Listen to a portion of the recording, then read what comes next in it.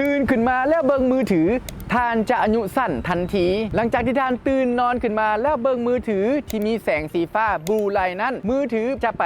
ยุดสมองของท่านบ่ให้หลั่งสารเซโรโทนินซึ่งว่าเป็นสารแห่งความสุขของชีวิตแล้วมือถือจะเฮ็ดให้ท่านหลั่งสารคอร์ติซอลซึ่งเป็นสารฮอร์โมนแห่งความเครียดของร่างกายเฮ็ดให้ท่านรู้สึกว่าท่านแล่นหนีจากตัวสิงตลอดเวลาทั้งที่ท่านบ่ได้อยู่ในป่าท่านอยู่ในห้องนอนของท่านกงกันข้ามเวลาที่ท่านตื่นนอนขึ้นมาบ่ให้เบิ่งมือถือแล้วออกไปสัมผัสกับแสงแดดในยามเช้าท่านจะได้รับสารเซโรโทนินซึ่งเป็นสารแห่งความสุขพร้อมเดียวกันนี้ท่านควรย่างเหยียบหญ้าเพื่อสัมผัสกับธรรมชาติหายใจออกหายใจเข้าเลิกๆดื่มน้ำ1 จอกเพื่อทดแทนน้ำที่เสียไปในตอนกลางคืนแล้วว่ามื้อนี้จะเป็นมื้อสุดยอดของชีวิตมื้อนี้จะเป็นมื้อที่โชคดีที่สุดสำหรับชีวิตมื้อนี้จะเป็นมื้อที่เปล่งประกายที่สุดสำหรับชีวิตของข่อยแล้วออกไปใช้ชีวิตออกไปเฮ็ดเวียกอย่างมีประสิทธิผลสูงผู้เซ็งเป็นกำลังใจให้ทุกท่านบ่เบิ่งมือถือในยามเช้านั่นเองขอขอบใจ